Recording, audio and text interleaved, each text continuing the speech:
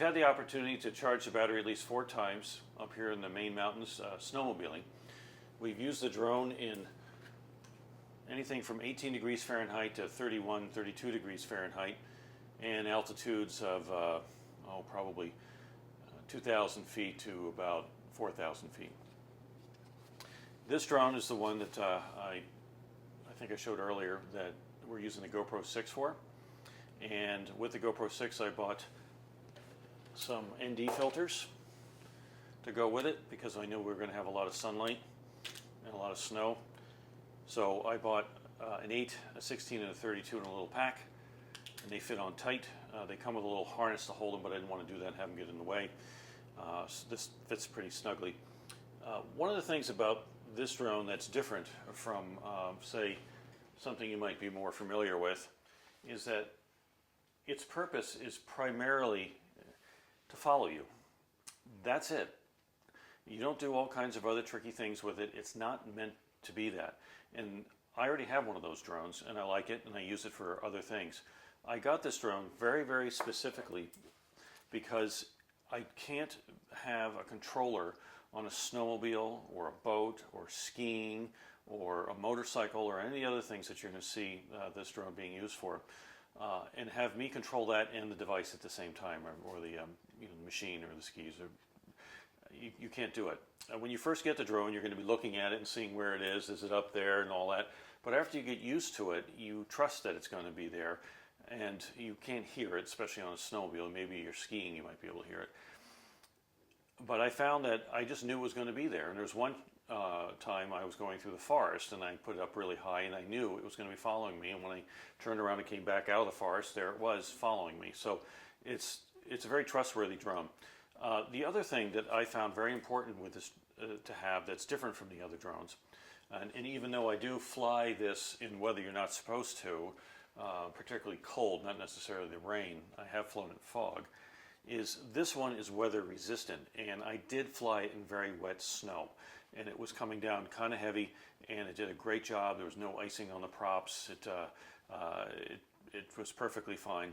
Battery life didn't degrade at all in the cold. One of the things, there's a couple things with this drone that is different from something that just comes out of the box. You push a button on your phone and off it goes and does all these things. This is a little bit more professional, meaning you have to know how to put your settings on the GoPro. You have to study that, and that's important. It's a little bit of a bear to put it on the gimbal, but after you get used to it, you can do it. There's a very certain way it goes on. The other thing is with the GoPro 6 and the GoPro 5 is they don't have an external battery charger like the 3 and the 4 do when you have it out of this waterproof case to power it off of this battery. So you have to make sure that you carry an extra battery or two with you. They generally don't. The GoPro will outlast this battery. We did find that it is about 30 minutes in the cold.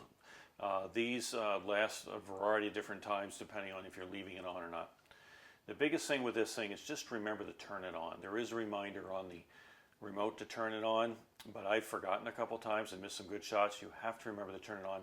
And the other thing is to make sure that when you do turn it on, it's in movie mode, not taking pictures mode or multiple pictures, because it's how many times you push the on button on the top.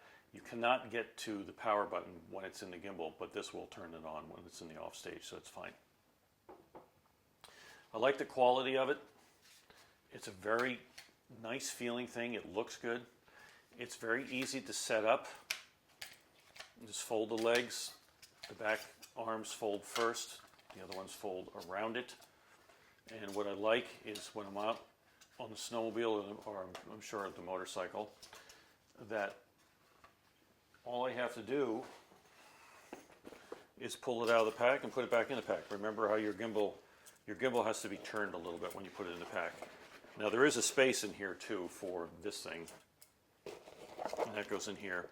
And I don't really carry other things in here with it because I'm in the field and I don't want to drop it.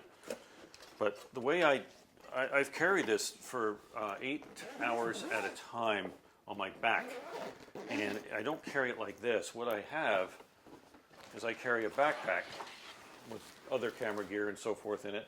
This is actually a snowmobile backpack from Skidoo. I have Skidoos, but the Arctic Cat one's the same, and you can buy other ones. It actually fits in here very nicely, and I have a shovel and other things on this, and I really don't feel it on my back. So when I feel there's an opportunity to use this, I just pull it out, put it on the back of the snowmobile or the motorcycle, and launch it. I actually don't launch it off the snowmobile, but I could.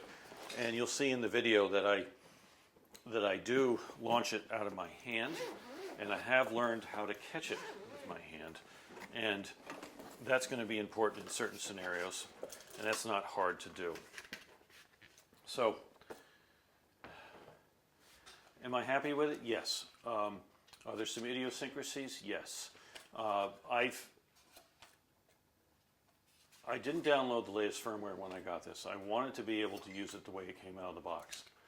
And I'm sure the new firmware does different things.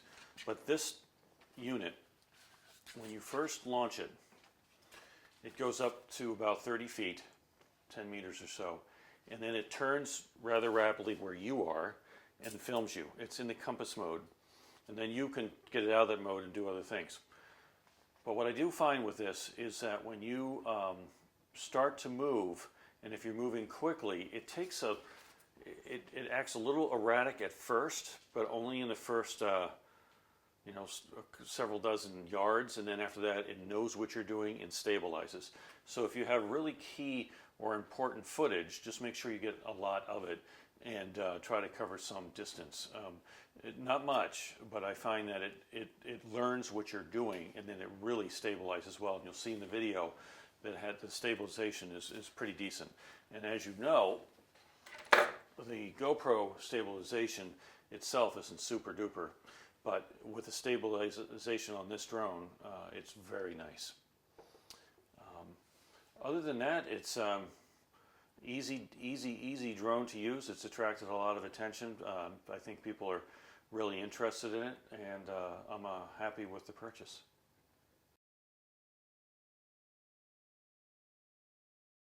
As for speeds, it's capable of doing 50 miles an hour according to the literature. We didn't really try that yet. We did go 40 some odd miles an hour, and there was no issues with it. I noticed that you don't want to be going from 0 to 50 and in a very short period of time, and then go back down again, go up again, go down again, because the drone's probably going to try to go like this. It's 50 miles an hour. It will fly nice and level, but you want to kind of stabilize your own speed a little bit. At least what I think it's going to do.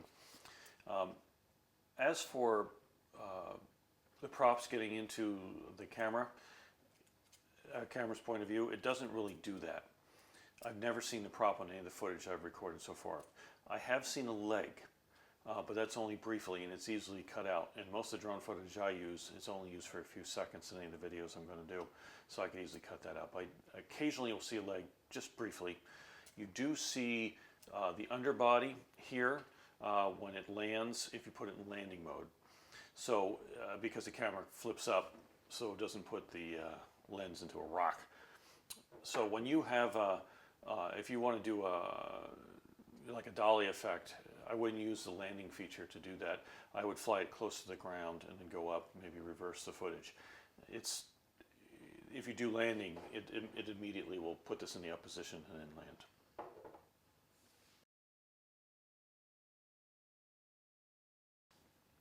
My first drone of any consequence was the DJI Standard 3.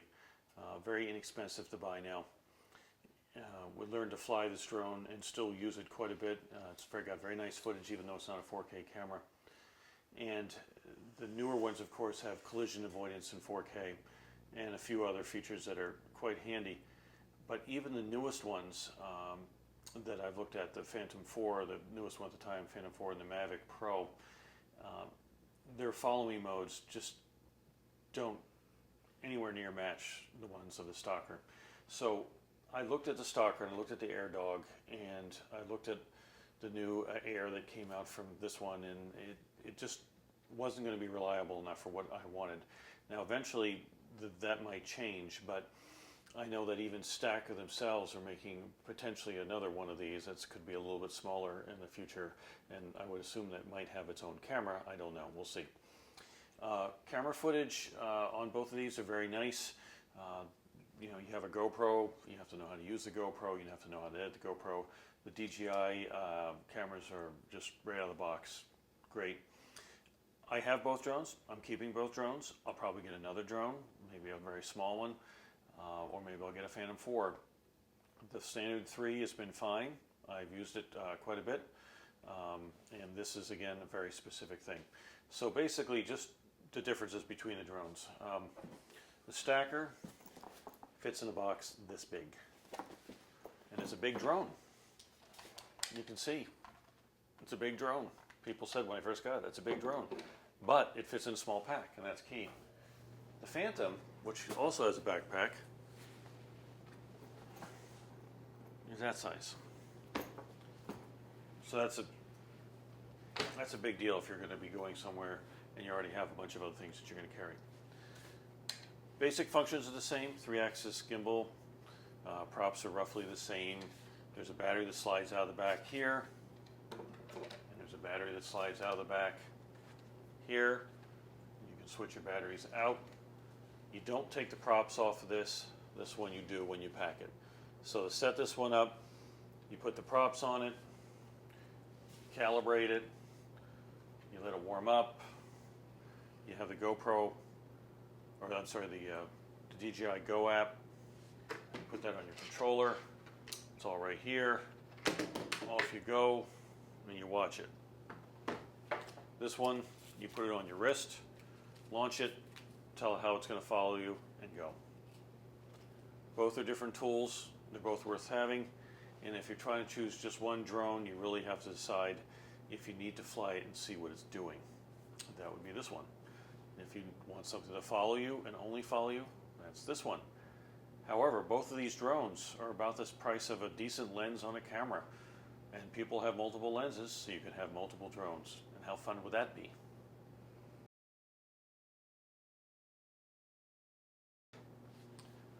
Earlier I mentioned that I thought this was more of a professional drone.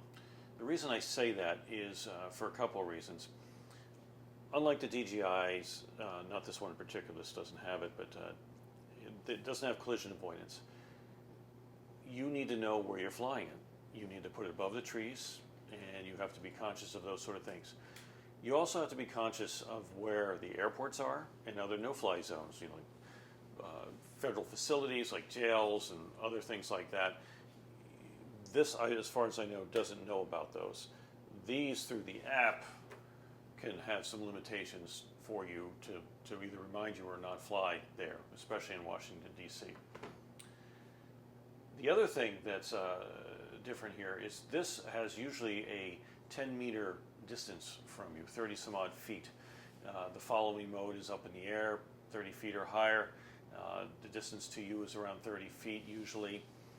This guy is a lot closer. So, and you need that if you're going to do some really cool shots close to you for following. It has some limitations how far away it'll fly, which is great because in a follow me mode you don't want to go too far. But you just have to be conscious of that. So again, a little bit more of a professional mentality with this one than say some of the built-in, well, I'd say idiot-proof on one of these. Again, they both have their missions, but you just have to be conscious of those differences.